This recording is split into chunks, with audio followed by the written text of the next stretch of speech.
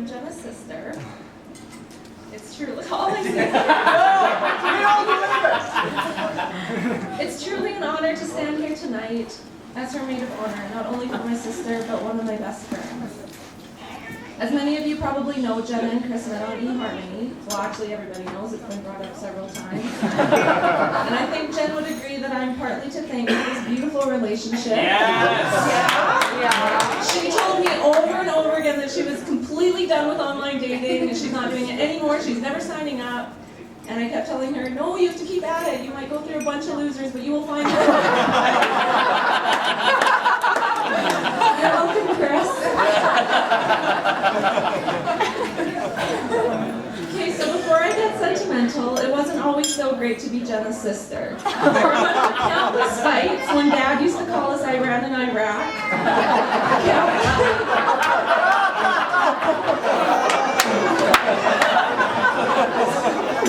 Countless times when I couldn't find my shirt for a year, and oh, there it was in Jen's closet. How did I get there? Mom must have put it there. She used to copy everything I do, and she used to say to me all the time, "You think you're so cool." I know of a certain diary entry that says, "Oh my gosh, I am so mad. I just read my sister's diary and I found out that she read mine."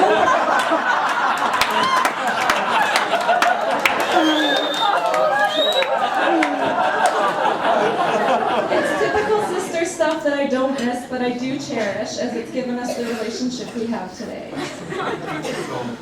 So growing up, we used to build forts all over the house out of couch cushions and blankets, sometimes even around the TV, which I'm sure Dad loved. And actually, he didn't make us move the cushions, so he must have just gone into the forts to watch TV, which is weird.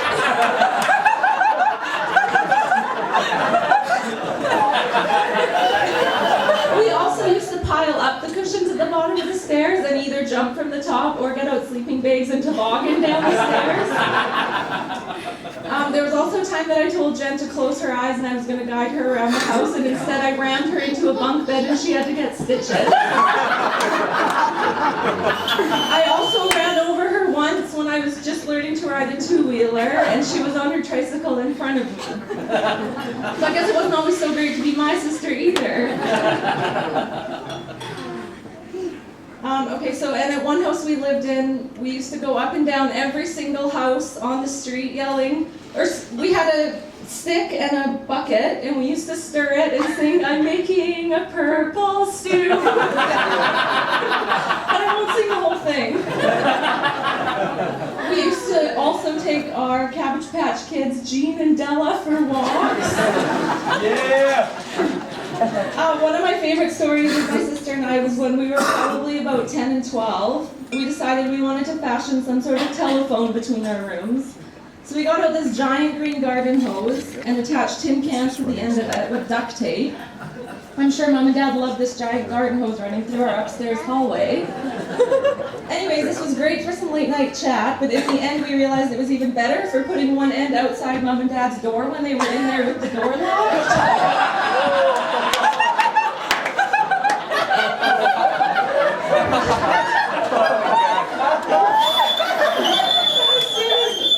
As soon as we would hear them coming, then we would run over to their telephone. And Dad would say, "What were you guys doing? I heard footsteps."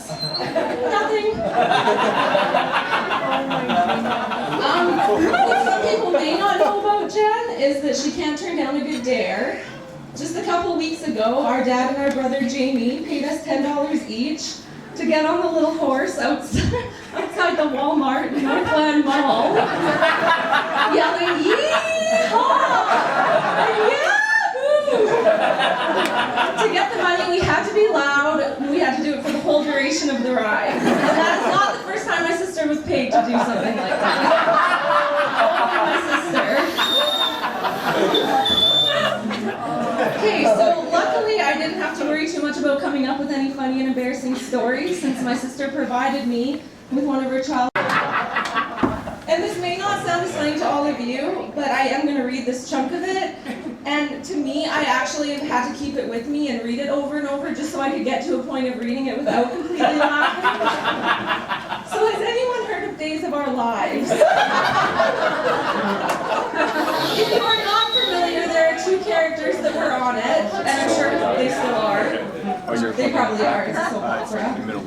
anyways, John and Marlene. I'm gonna plug it in and try to keep it.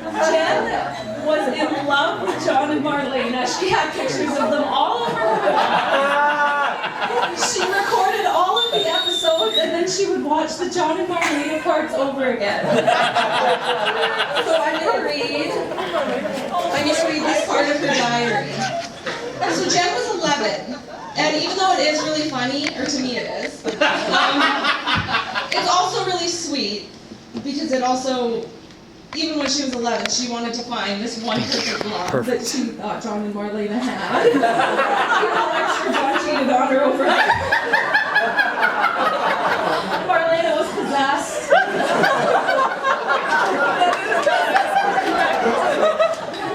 December 27th, 1997. I just finished watching the parts of my dates tape. Of course, just the parts with John and Marlene. I can't get over how much I love them loving each other. It gives me this incredible feeling that I've never experienced. They love each other so much. Mom says she thinks Marlene is so phony.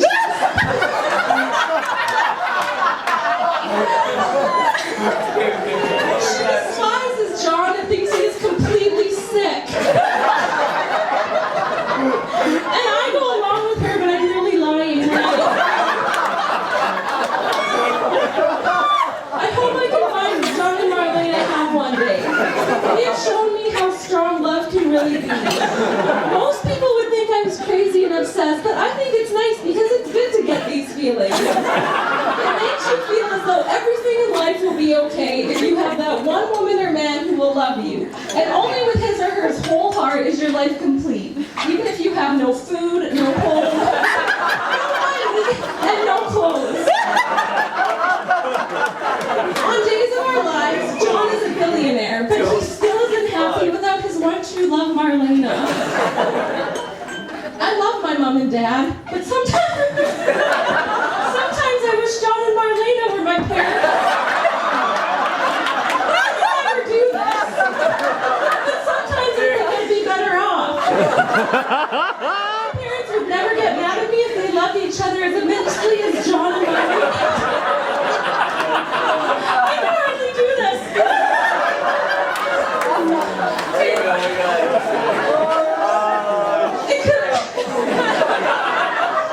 It could also affect my future. My mom smokes. She doesn't anymore. If Marlena smoked, it would obviously bug John and her that she might die of cancer. Then I bet you anything his love could get her through quitting smoking.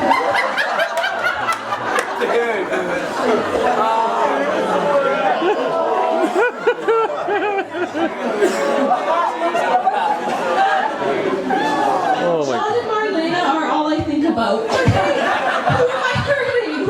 It's helped me realize that love means so much. It can cure the heart, help people live, and just make life worth living. I pray I will have this kind of love one day. The next day, December 28th. John and Marlena mean nothing to me.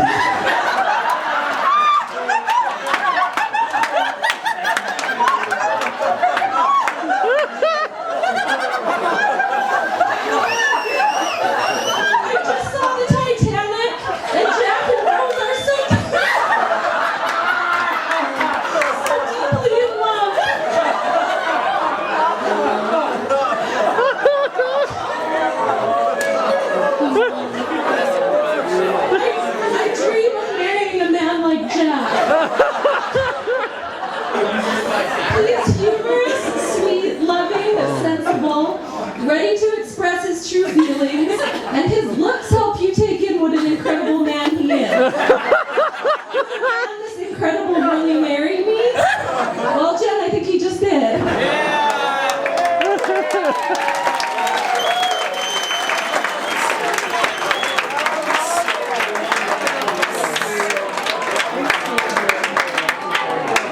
So speaking of Chris, this is an excellent opportunity to tell you how happy I am to have you as my new brother-in-law.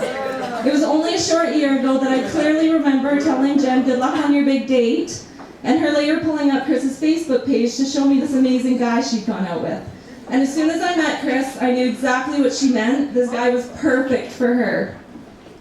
Chris, you are one of those people you can just instantly be comfortable around and can feel like you've known forever. I love that when I see you or say goodbye to you, it's totally normal to hug you. Honestly, Chris, you fit right into our family. We just love you, and we are so happy that Jenna found someone like you to share her life with. I know I speak on behalf of all of us when I say welcome to the family. You guys make the perfect John and Marlena. Except you're not completely sick. So back to my sister. As most sisters do, we've had our issues over the years, but in the end I couldn't have asked for a better sister to grow up with. We are nothing alike, I can't stress that enough. And yet over the years, we've managed to not let our differences come between us. I always know when it comes down to it, my sister will be there, no matter what's happened or what I need. I think we've been through things in our life together that have brought us closer, and I pray that never changes.